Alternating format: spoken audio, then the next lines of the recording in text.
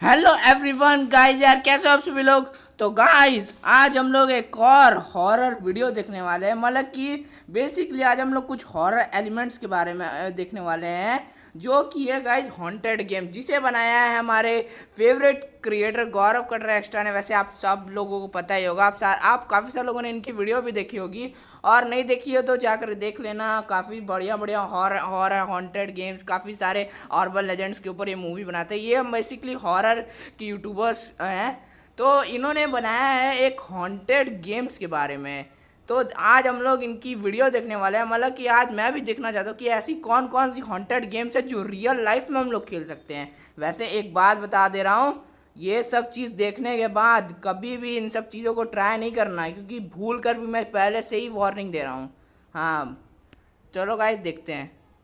हमेशा से ही दूसरी दुनिया से संपर्क कर इंसान हमेशा से ही दूसरी दुनिया से संपर्क करना चाहता है, चाहे वो दुनिया भूतों और आत्माओं की ही क्यों ना हो। ओइजा बोर्ड नाम का ही एक ऐसा गेम है जिससे आप आत्माओं से बात कर सकते हैं, उन्हें अपनी दुनिया में बुला सकते हैं। लेकिन कहा जाता है कि ऐसे गेम खेलना कभी कभी मौत को बुलावा भी दे सकता है। यार गाइस, गौरव कर रहे हैं भाई ने बिल्कुल सही कहा भाई। ऐसे गेम्स खेलना कभी भूतों और आत्माओं को मौत को बुलावा दे सकता है। ये बात बिल्कुल करेक्ट है, और आप लोग भी कभी ये सब चीज़ ट्राई मत करना। मैं तो भाई भूल कर भी एक भी गेम कभी ज़िंदगी में ना खेलूँ ये सारे। चलो आगे देखते हैं, मैं और आप सभी लोग, क्योंकि मेरे को ये वीडियो अकेला देखने में डर लग रहा था, बेइज्जती हो जाएगी है, क्योंकि इनकी वजह से दूसरी दुनिया की बुरी आत्माएं हमारी इस दुनिया में आ जाती हैं। तो आज के इस वीडियो में मैं आपको बताऊंगा ऐसे ही कुछ गेम्स के बारे में, कुछ ऐसी बातें जिन्हें जानने के बाद आपके रोंगटे खड़े हो जाएंगे। वैसे ओ भाई साहब, रोंगटे खड़े हो जाएंगे, वाह वाह वाह। चलिए ऐसा देखते हैं। मैं किसी भी तरह के अंधविश्वास को बढ़ावा नहीं देना चाहता हूं, लेकिन फिर भी मैं आपसे एक रिक्वेस्ट करूंगा कि कभी भी ऐसे गेम्स को खेलने की कोशिश मत करना। क्यों? ये गेम्स खेलने वाले पहले तो ये इस दुनिया को ही छोड़ के चले जाएंगे। इन गेम्स को जानने के बाद आपका मन एक बार इन गेम्स को खेलने का जरूर करेगा। तो never try this at home की वार्निंग के साथ शुरू करते हैं आज का फाड़ू वीडियो। तो गाइस, मैंने भी वार्निंग दे दी और गौरव भाई ने भी वार्निंग दे दी है कि ऐसे कभी चीज गेम को ट्राई नहीं करना।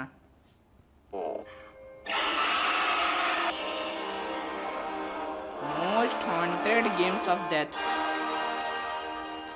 दुनिया भर में यह गेम भूतों और आत्माओं को बुलाने और उनसे बात करने के लिए सबसे ज्यादा मशहूर है। ओइजा बोर्ड गेम में आप बोर्ड पर रखे लेटर्स की मदद से आत्माओं से किसी भी तरह का सवाल पूछ सकते हैं, जिसका जवाब आत्मा देती है। एमिली ग्रांट नाम के एक उपन्यासकार हैं जिन्होंने ये दावा किया है कि जेफ हेरोन नाम का उपन्यास इन्होंने ओइजा बोर्ड में मार्क नाम के व्यक्ति की एक आत्मा की मदद से लिखा है। आपने बहुत सारी हॉरर मूवीज में ओइजा बोर्ड को जरूर देखा होगा, जहाँ पर 3-4 लोग मिलकर इस गेम को खेलते हैं और एक शैतानी आत्मा उन चारों में से किसी एक के शरीर में प्रवेश कर जाती है।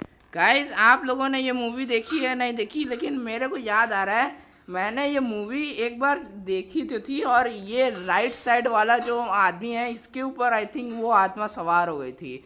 ये वीडियो देखने के बाद आप लोग मूवी देख लेना। ऊजा बोर्ड वैसे इस मूवी में दिखाया गया है, लेकिन सच में ऊजा बोर्ड हॉन्टेड है।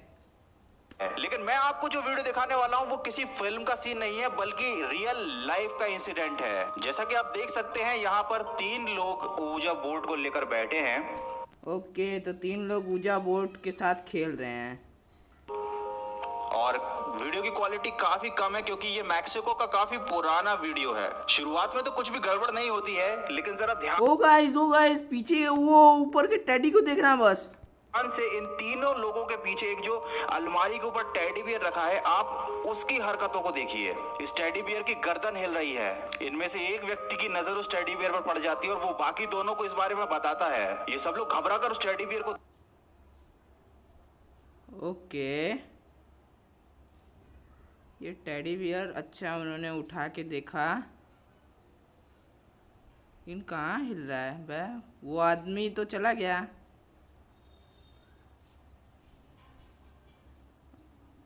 ओके, तो ये फिर से मतलब खेलने जा रहे हैं। ओ भाई, अब हिलने लगा। ओ जब तक इन तीनों ने अपनी आंखों से उस टेडी बियर को हिलते नहीं देखा था उन लोगों ने भरोसा नहीं किया था। इस वीडियो ने वाकई मुझे सोचने पर मजबूर कर दिया है, क्या वाकई में ओजा बोर्ड एक हॉन्टेड गेम है क्या? गाइस ये भाई ऊजा बोर्ड रियल में एक हॉन्टेड गेम है, ये पता चल गया।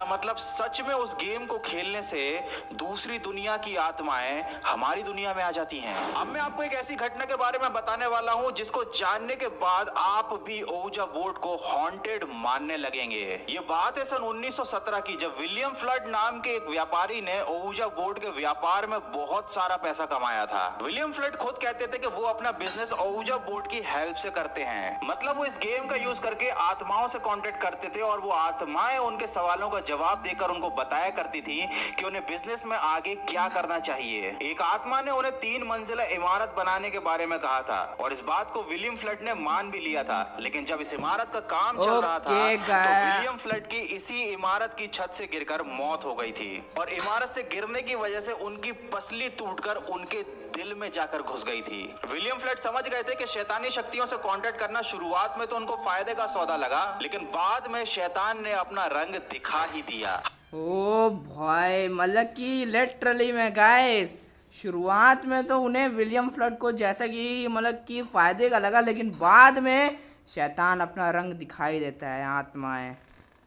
हालांकि मरने से पहले विलियम फ्लड ने अपने बच्चों को इस बिजनेस को आगे बढ़ाने से साफ मना कर दिया था, क्योंकि वो बिल्कुल भी नहीं चाहते थे कि ओजा बोर्ड की वजह से उनकी फैमिली को किसी भी तरह का नुकसान हो। ओ भाई ये काम विलियम फ्लड ने बिल्कुल सही किया, क्योंकि लिटरली में जब उनकी क्या बोलते थे इस ऊजा बोर्ड की आत्माओं से बात करने से ही उनकी तो भाई अच्छा हुआ इन्होंने अपने फैमिली को बताया ताकि ये लोग ऊजा बोर्ड को कंटिन्यू ना करें इस बिजनेस को। गाइस ब्लडी मैरी, आप लोगों ने ये गेम के बारे में सुना है या नहीं सुना, लेकिन मैंने तो भाई इसके बारे में इतने फैक्ट्स इतने शॉर्ट्स देखे हुए हैं, मतलब लिटरली में ये गेम के बारे में मैं जानता हूँ। आप में से कितने लोग जानते हो मेरे को कमेंट करके जरूर बताओ, कितने लोग जानते हो उस गेम के बारे में। मैं यकीन के साथ कह सकता हूं कि आप इस गेम के बारे में तो जानते ही होंगे। यस मैंने इस गेम के ऊपर इतने शॉर्ट्स देखे, इतने वीडियोस देखे, लिटरली में ये गेम हॉन्टेड है, ब्लडी मैरी गेम। और इस गेम को खेलने के रूल्स इतने ज्यादा डरावने हैं कि शायद ही कभी किसी ने इसको ट्राई किया होगा। ब्लडी मैरी को दुनिया का सबसे डरावना खेल माना जाता है। इस गेम को खेलने के लिए आपको रात को 3 बजे अकेले में एक शीशे के सामने लाइट बंद करके अपने हाथ में मोमबत्ती जलाकर कांच में देखकर 3 बार ब्लडी मैरी नाम पुकारना पड़ता है। ऐसा कहते हैं कि रात में इस गेम को खेलने से सचमुच ब्लडी मैरी शीशे में दिखाई देती है, और अगर आपको ये गेम खेलते समय शीशे में ब्लडी मैरी दिखाई दे जाती है उसके बाद मुझे बताने की जरूरत बिल्कुल नहीं है कि आपके साथ क्या होने वाला है।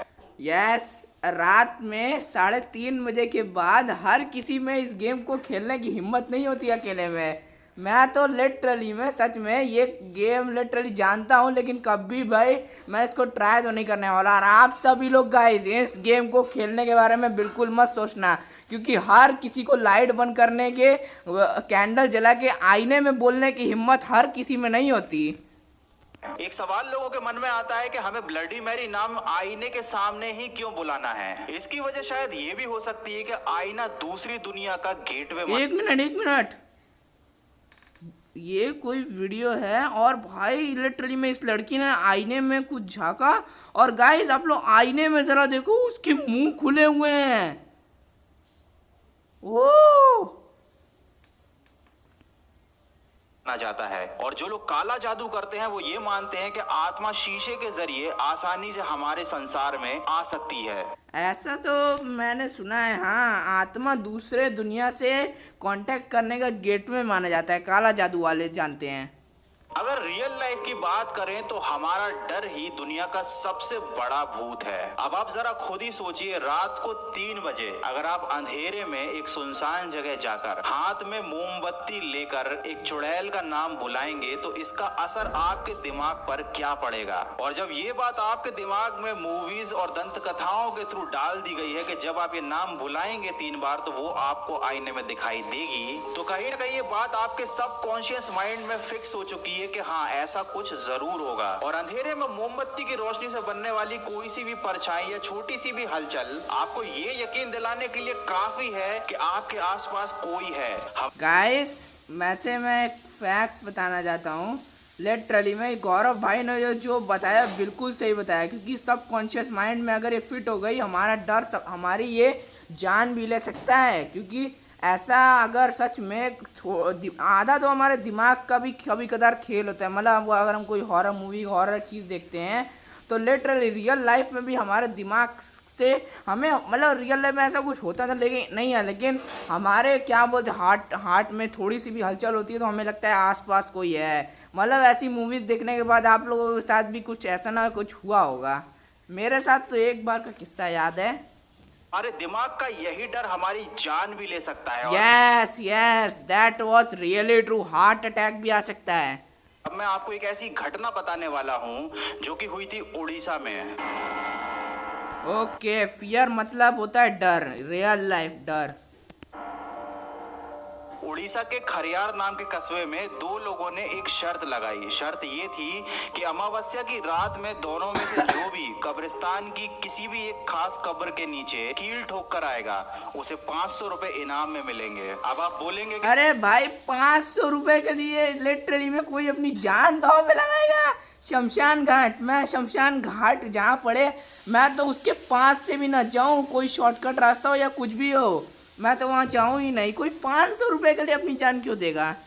500 रुपए के लिए कोई इतना खतरनाक काम क्यों करेगा? तो मैं आपको बता दूं ये घटना सन 1969 की है और उस समय 500 रुपए की कीमत बहुत ज्यादा हुआ करती थी। उन दोनों में से एक दोस्त तो डर गया लेकिन दूसरे ने थोड़ी हिम्मत दिखाई और 500 रुपए के लालच में वो कब्रिस्तान में रात को चला गया। उसने तय की गई कब्र के नीचे कील ठोकी और जब वो लौट रहा था तो उसे ऐसा लगा कि किसी ने उसको पकड़ लिया है। वो आगे बढ़ने की कोशिश कर रहा था लेकिन वो आगे नहीं जा पा रहा था। पीछे मुड़कर देखने की उसकी हिम्मत बिल्कुल नहीं हो रही थी और उसकी घबराहट इतनी ज्यादा बढ़ गई कि थोड़ी ही देर में हार्ट अटैक आने से उसकी मौत हो गई। अगले दिन कब्रिस्तान मतलब कि लिटरली में गाइस गौरव भाई ने बता ही दिया कि लिटरली में हमारा डर हमारी गौरव भाई ने बिल्कुल सही बताया कि ये डर हमारा हार्ट अटैक आने से हमारी जान भी ले सकता है।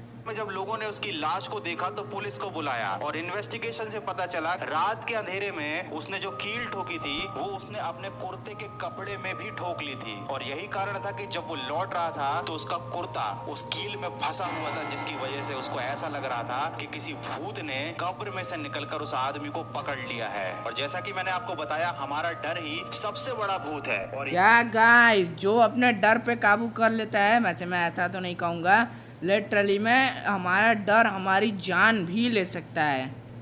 यही उस व्यक्ति के साथ हुआ। उसने अपने मन में ऐसी ऐसी बातें सोच ली कि घबराहट की वजह से उसको हार्ट अटैक आ गया।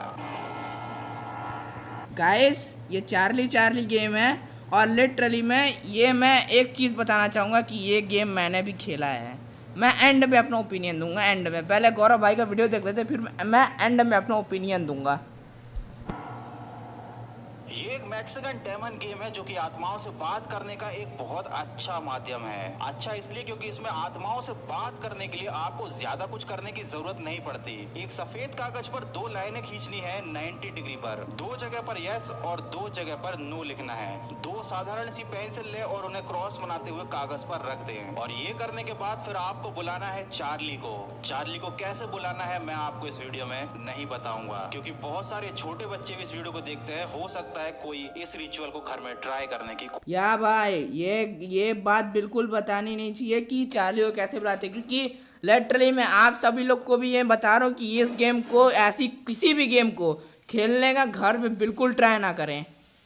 कोशिश करें। आपके बुलाने पर जब चार्ली की आत्मा आ जाती है तो वो पेंसिल की हलचल से आपके सवालों के जवाब यस या नो में देती है। जिन लोगों को डेमोनोलॉजी का सही ज्ञान नहीं होता वो इस गेम को जब खेलते हैं तो चार्ली जैसी आत्मा से उनका संपर्क नहीं हो पाता और इसकी वजह से वो किसी डेमोनिक एंटिटी को अपने पास बुला लेते हैं। शुरू में ये नेगेटिव एनर्जी, ये शैतान हमारे साथ बहुत ही फ्रेंडली घोस्ट की तरह बिहेव करता है, आपके हर सवाल का जवाब देता है, लेकिन बाद में धीरे धीरे ये अपना असली रंग दिखाने लगता है। इस गेम में आप चार्ली से बात कर रहे हैं या नहीं, इसका पता इस गेम के एंड में लगाया जा सकता है, जब आप इस गेम को खत्म करने के लिए चार्ली को गुड बाय करते हैं और आपको उसका जवाब यस में नहीं मिलता, तो आपको या गाइस, ये इस गेम में समझ जाना कि अगर एंड में अगर आपने चार्ली को गुड बाय कहा और अगर उसका जवाब नो में आया, तो यानी कि आप चार्ली से नहीं किसी और आत्मा से बात कर रहे थे। जाना चाहिए कि आप चार्ली से नहीं बल्कि किसी और शैतानी आत्मा से बात कर रहे थे और वो अब वापस जाने के लिए तैयार नहीं है। इसके बाद आपको पैरानॉर्मल सिचुएशन, चीखें सुनाई देना, चीजों का हिलना डुलना या किसी परछाई का आभास होना, इस तरह की परिस्थिति से भी गुजरना पड़ सकता है। विज्ञान ने इतनी ज्यादा तरक्की कर ली है कि लोग आजकल भूत प्रेतों पर और पैरानॉर्मल एक्टिविटी पर विश्वास नहीं करते हैं, लेकिन ये बात भी सच है कि जो चीज दिखाई नहीं देती, इसका मतलब ये बिल्कुल भी नहीं कि वो एग्जिस्ट नहीं करती। और जब तक आपको किसी चीज के बारे में पूरा नॉलेज नहीं है, आप उसे कंट्रोल करना नहीं जानते, तब तक ऐसी चीजों से दूरी बनाकर रखना ही आपके लिए फायदे का सौदा हो सकता है। तो लॉकडाउन के पीरियड में अगर आप घर पे बोर हो रहे हो तो सांप सीढ़ी खेल लो, लूडो खेल लो, लेकिन इस तरह के शैतानी गेम बिल्कुल मत खेलना। और बाद में मत कहना कि गौरव भैया का वीडियो देखने के बाद हमारे एल लग गए। तो यार, तो चलो गाइस, क्या बोलते थे, यही तक थी गौरव भैया की वीडियो। मतलब लिटरली में देखने में बहुत मज़ा आया। और मैं आप लोग को एक अपना चीज़ बताना चाहूँगा। मैं जब 15 साल का आई थिंक, मैं बता रहा हूँ अपना ओपिनियन, कि मैंने इस गेम को लिटरली में एक ही बार खेला था और लिटरली में मैंने 20 बार बोला था चार्ली को। लेकिन जब पेंसिल भाई यश पे चली गई, तब भाई लिटरली में मैं लिटरली में पेंसिल और किताब सब चीज़ छोड़ के भाग गया था। लिटरली में ये गेम मैं कम से कम रात के 10 बजे खेला था और मैं तुरंत चला गया सोने। ये बात मैं ओपिनियन बता रहा हूँ रियल लाइफ का, मैं अपने साथ हुआ कि मैं जब 15 साल का था तब मैंने ये गेम के बारे में सुना था, तब मैंने खेला था। लिटरली में पहली बार में जब यस में गया, मैं सोचा ये क्या हो गया, मैं तुरंत फिर पेंसिल फेंक के मैं भाग गया। और ये बात बिल्कुल सही है कि जो चीज़ दिखाई नहीं देती वो चीज़ एग्जिस्ट नहीं करती। बल्कि गाइज, अगर आप लोग को मेरा ओपिनियन और ये रिएक्शन वीडियो पसंद आया है तो प्लीज़ गाइज ऐसे ही वीडियोस और देखने के लिए चैनल को सब्सक्राइब कर देना, गौरव भाई को भी। और मैंने तो सब्सक्राइब कर रहा है, आप लोग भी सब्सक्राइब कर दो और मेरे चैनल को भी सब्सक्राइब कर दो, ताकि ऐसी रिएक्शन वीडियो आप लोग मिस ना करो। और मैं चलता हूँ, आपसे मिलूंगा किसी और दिन किसी और नई वीडियो में। तब तक लगाया आप लोग को टाटा bye, see you and bye bye.